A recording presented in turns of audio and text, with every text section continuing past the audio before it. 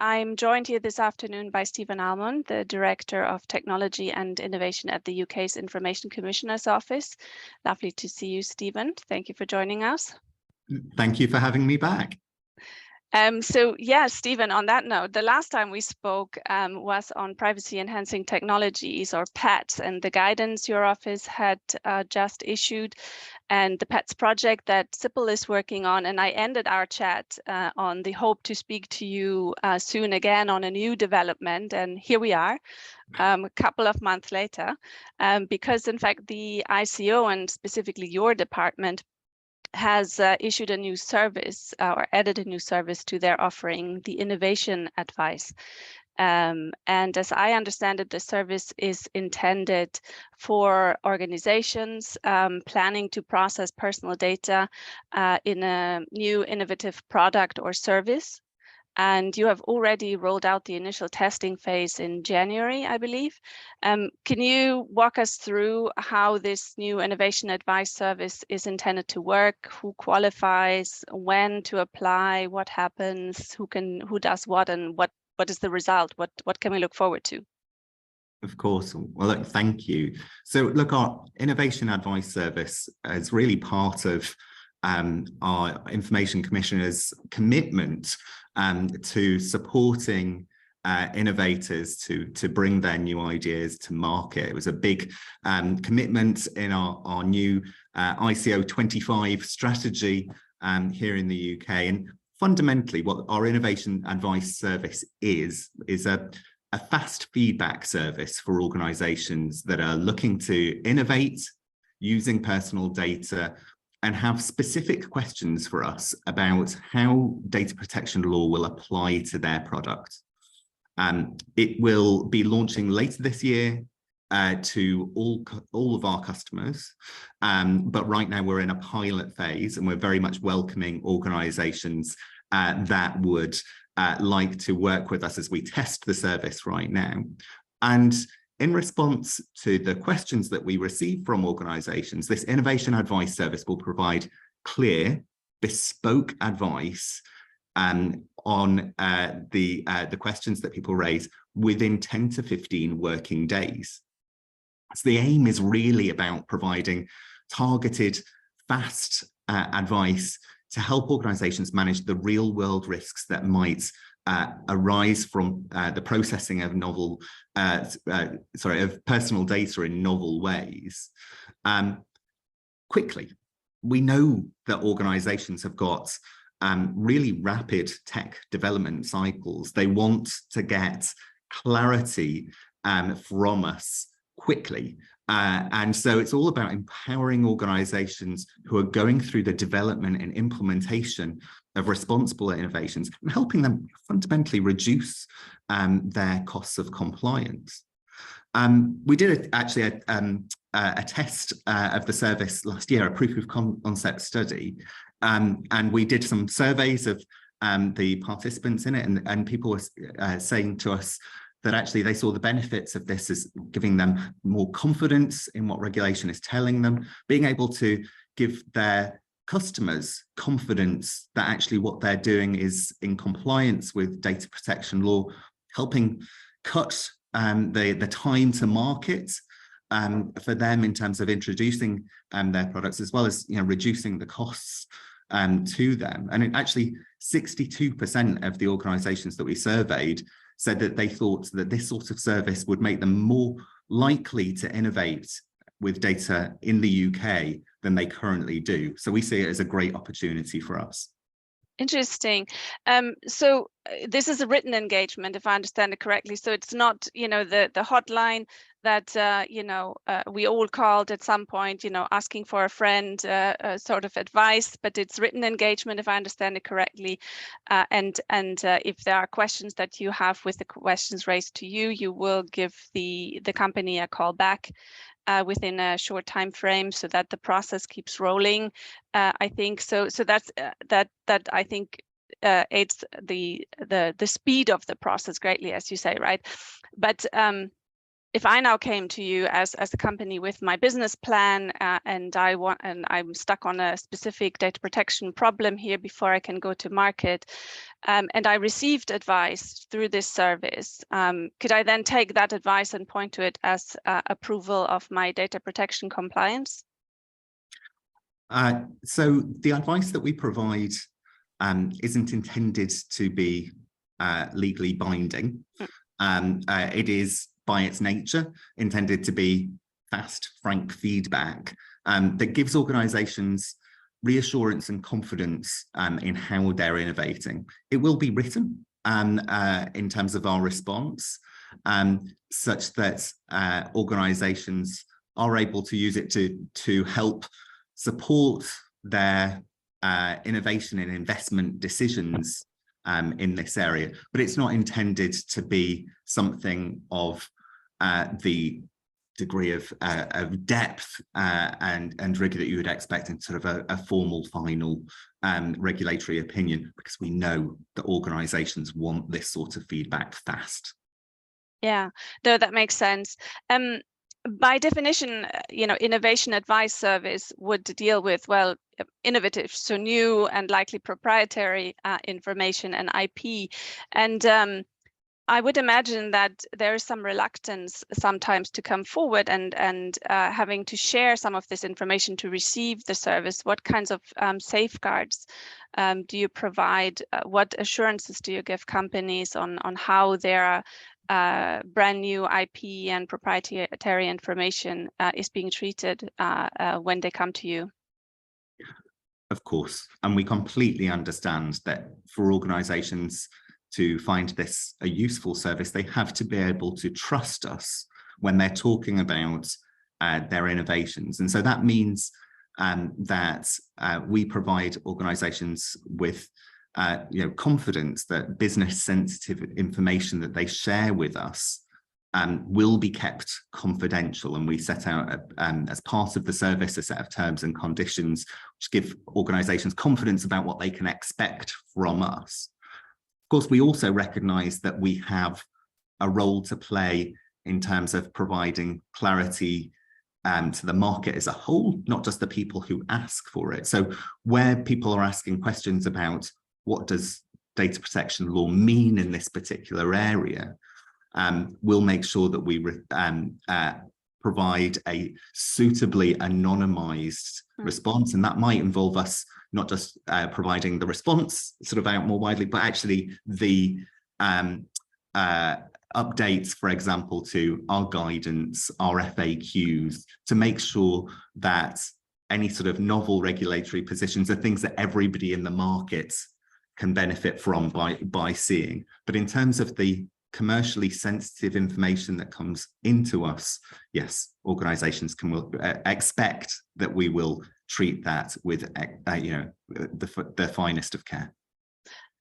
Thank you. And I think you answered sort of in passing one of my questions, because this is obviously a one-to-one service and it's intended to be a one-to-one service, but there will be a lot of knowledge that will be gained from the kinds of questions that will be brought to you that may down the line help other innovators with maybe parallel or similar problems. So I think you mentioned that this will also feed potentially updates to your guidance and then FAQs. So can we expect to see a type of FAQ portal on your website that aggregates some of the findings and collates them for people to be able to look into and maybe find answers before they have to reach out to you? Certainly. So I know, as I said right at the start, providing innovators with regulatory certainty is one of our big priorities as part of our ICO 25 strategy. And indeed, another part of that strategy talks about how we have intentions in due course to start publishing routinely the sort of advice that we're providing to organisations, such that all organisations can benefit in an appropriate, anonymised, commercially sensitive way. Of course, we are the data protection regulator, so we will be applying high standards around that. But we recognise that actually with the regulatory role that we have, where we oversee over 1 million organizations in the market, it's really crucial that where we're providing advice on a one-to-one basis, we're taking that learning, we're applying that learning to ourselves and the policies we develop, and we're updating our guidance, our FAQs, our communications to make sure that they're keeping pace with the state of the art. I think this will be very, very valuable indeed for innovators in this space. And I said at the beginning that you had the test phase rolled out, and you also mentioned that you had a survey in advance, and this was considered to be going to be very, very useful and well received. What kind of volume, in terms of, let's say, monthly requests to this service are you foreseeing, and what resources have you been setting aside for it? So at the minute, we're in this this beta phase where the service has not launched publicly yet, because what we're trying to do is make sure that we are ready to cope with what could be really quite significant demand if we get this right. So we're going to launch the service in full later this year, but actually we'd really welcome participation in this pilot phase from CIPL members, from any organisation that is keen to work with us as we're sort of ironing out the the gaps in this, and making sure that we've got a really robust service, because we really want to give organisations confidence that when they come to us, they'll get a clear answer back, that they'll get the answer back within the timescales that they need for their product development cycles, and that actually this will be a really useful service to them. And when you say later this year, do you have an approximate idea? I won't be drawn on exactly a date for it, because one of the purposes of doing the pilot here is to really make sure that we get the design of this one exactly right, but in a very officially type way. I would say summertime. Sounds good. And you already have, of course, a number of services that that are intended also to foster and support innovation. The DPIA service, the Sandbox, I think, have been around since 2018, and then the Innovation Hub since 2019, if I have my dates right. Where does this service fit into that ecosystem? Where do you see this sitting? Yeah, so this feels for us a really nice gap within that service offering. So our regulatory sandbox provides in-depth mentoring support on a one-to-one basis with an organisation for a period of what can be 6 or more months as they're going through and testing and trialling their product. So it's a very intensive offering for organisations that are typically focused right at the cutting edge and have some really difficult head-scratching questions for us. Our innovation advice service is then, I suppose, kind of next in the family, and it is, again, it's a one-to-one service, but with a much shorter turnaround time. So this 15 working day turnaround time, focused not on the whole of the processing, but on this specific question that organisations might have around the application of data protection law to their innovation.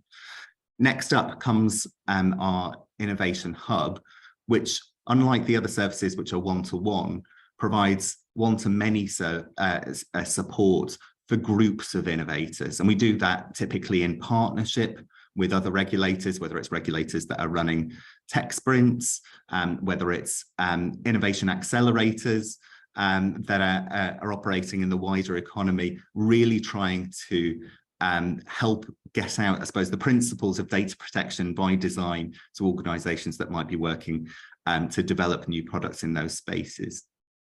The data protection impact assessment regime and the prior consultation regime around that is a little bit of a different one, in as much as that's all about organisations who are identifying high risks to the rights and freedoms of individuals from their potential processing, where they've not been able to mitigate those risks, actually coming to us for a formal regulatory steer around that. And so that is typically a longer and more intensive process, and obviously involves the submission of the data protection impact assessment to us for consideration. Very much complements the other services in terms of giving regulatory certainty, but of course has that statutory basis to it. You know, when I looked at this before, I was thinking about this service as sort of the sandbox light, right? It's the it's the ad hoc solving of specific issues rather than a longer term engagement. Maybe a bit of a cheeky question: are you working on additional services in your toolkit here already? We're always challenging ourselves on what can we do to provide organisations with more regulatory clarity and certainty. How do we get to a position where we're, you know, where, for example, organisations are looking to be able to take our views to the bank? You know, how can we sort of go the extra mile around this? So I can't comment on you know, kind of imminent services that are coming up for us, but we're always challenging ourselves on this, and we're always open to feedback on what actually organisations would really want from us. So particularly during this pilot phase, we're really keen to hear organisations' views on just how do we get this service to really work together. Yeah, so it's a bit of a call to action, and also to CIPL members to try it out, to come forward and give you the feedback for you to you know, make sure you have the right tool for them to be able to use later on when it gets rolled out in full.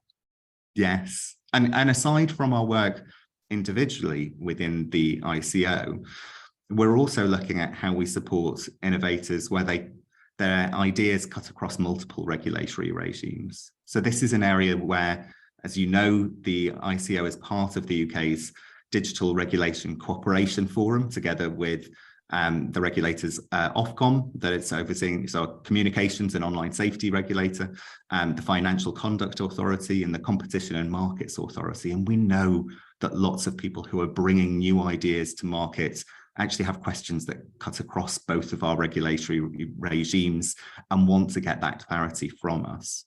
So at the minute, we're exploring the potential for a multi-agency advice service for innovators, with support from the government's Regulators Pioneer Fund, which is investing in some early stage work with us to explore that as an idea. But again, this is one where we really welcome feedback from organisations about what's the service that they would really like in this space. How can we be of most help? Yeah, you took my last question right out of my script, so brilliant, because the DRCF has a piece in their work plan that had come out recently that contained the references toward, you know, common goal for the involved regulators to potentially work also on advice giving. So excellent. This is really good news, and I think this is another really great example of how in the UK there is a really a movement, let's say, from the regulators to reach out and to try and foster good behavior by companies to be able to stand by and to provide the advice so that innovation can happen, and ultimately also develop the trust in the digital economy by, you know, those whose data is flowing through it, by ensuring that the data is used responsibly with the help of the regulators such as the ICO. So I think these are all really great examples, and I'm ending on that. Thank you for sharing your insights with us, Stephen, on the new ICO innovation service. Since we are somewhat on a roll, I will say, you know, I hope to speak to you soon again on a new topic that develops in this space. Thank you so much for your time today. Thank you so much.